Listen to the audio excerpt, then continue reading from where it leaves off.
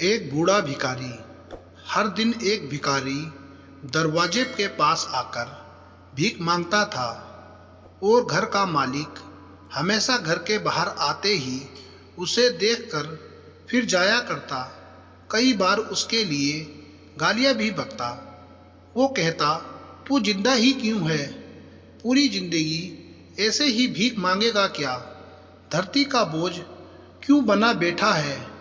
और कभी कभी उस भिखारी को गुस्से में वह धक्का भी मार दिया करता। इतना कुछ हो जाने के बावजूद अधिकारी के मुंह से सिर्फ यही निकलता कि भगवान भगवान तुम्हारे पापों को माफ़ करे। एक बार सेठ को धंधे में बड़ा नुकसान होने की खबर मिली। सेठ बहुत परेशान था कि तभी उसके दरवाजे पर वही भिखारी आया। गुस्से में अपना आपा खोते हुए सेठ ने उस भिखारी को पत्थर दे मारा। पत्थर लगने के कारण भिखारी का सर फूट गया और उसके सर से खून बहने लगा। फिर भी दर्द से कराहते हुए भिखारी ने इतना ही कहा, भगवान तुम्हारे पाप को माफ़ करे। भिखारी वहाँ से चला गया। सेठ सोच में पड़ गया। भिखारी को पत्थर मारा, फिर भी उसने सिर्फ प्रार्थना की। सेठ का गुस्सा शांत हुआ। सेठ का मन शांत हुआ। भिखारी का रहस्य जानने के लिए सेठ ने भिखारी का पीछा करना शुरू कर दिया। भिखारी जहाँ जहाँ जाता सेठ उसके पीछे जाता। सेठ ने देखा कि कोई उसको खाना देता, कोई उसको मारता, कोई अपमानित करता तो कोई गाली देता। लोग भिखारी के साथ चाहे जैसा व्यवहार करते, लेकिन भिखारी सबके लिए एक ही प्रार्थना करता, भगवान तुम्हारे पाप माफ़ करे। अब रात होने को आई थी। भिखारी अपने घर जाने के लिए लौटा। वो अपने घर पहुंच गया, लेकिन सेठ अब भी उसका पीछा कर ही रहा था। एक पुरानी टूटी हुई खटिया पर एक बूढ़ी औरत लेटी हुई थी। काफ़ी कमज़ोर और बीमार लग रही थी। वह भिखारी की पत्नी थी। अपने पति को वापस आता देख वह खाट से उठ खड़ी हुई।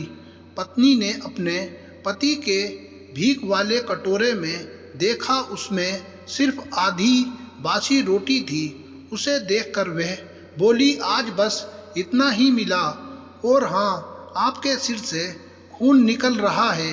ये चोट कैसे लगी?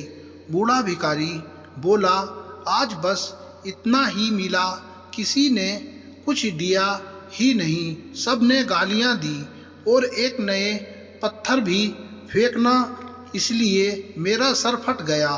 एक गहरी ठंडी सांस लेकर बूढ़ा भिखारी फिर से बोला, ये मेरे ही पापों का फल है। तुम्हें याद है कुछ सालों पहले हम कितने अमीर थे? क्या कुछ नहीं था हमारे पास? हमारे पास हर चीज़ ज़रूरत से ज़्यादा थी, लेकिन हमने कभी दान नहीं किया। और उससे भी बुरा हमने उस अंधे भिखारी के साथ किया जो हमारे द्वार पर भीख मांगने आया करता था। बूढ़ी पत्नी की आंखों में आंसू आ गए। वो बोली, हाँ, हम उस बेचारे अंधे के साथ बहुत बुरा करते थे, उसका अपमान करते थे, उसे खाने के लिए रोटी की जगह कागज़ दिया करते, उसका मजाक उड़ाया करते और कभी कभी मारा भी करते। मैंने कभी उसको रास्ता नहीं दिखाया। एक बार मैंने उसके मुंह पर मिट्टी भी फेंकी थी और वे हमेशा दुखी होकर यही कहता कि भगवान तुम्हें तुम्हारे किए की सज़ा देगा, भगवान तुम्हारे पापों की सज़ा जरूर देगा। उसका श्राप सच हुआ और हम इस दुख भरी जिंदगी में आ गए। भिखारी बोला, हाँ, उसका श्राप सच हुआ, इसलिए मैं किसी को बदुआ नहीं देता। चाहे कोई मेरे साथ कैसा भी बर्ताव करे, मैं हमेशा उसके लिए प्रार्थना करता हूँ। मैं नहीं चाहता कि कोई भी हमारे जैसे जिंदगी का अनुभव करें। किसी को भी हमारे जैसे दुखों का सामना करना पड़े, वो नहीं जानते कि वे कितना बड़ा पाप कर रहे हैं।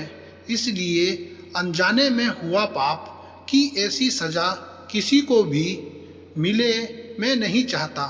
सेठ वहीं पर छुपकर ये सारी बातें सुन रहा था। अब उसे सब कुछ समझ में आ गया था। भिखारी और उसकी पत्नी ने वे आधी रोटी मिल बांट कर खाए और भगवान को धन्यवाद बोल कर सो गए। अगले दिन बड़ा भिखारी फिर से भीख मांगने गया।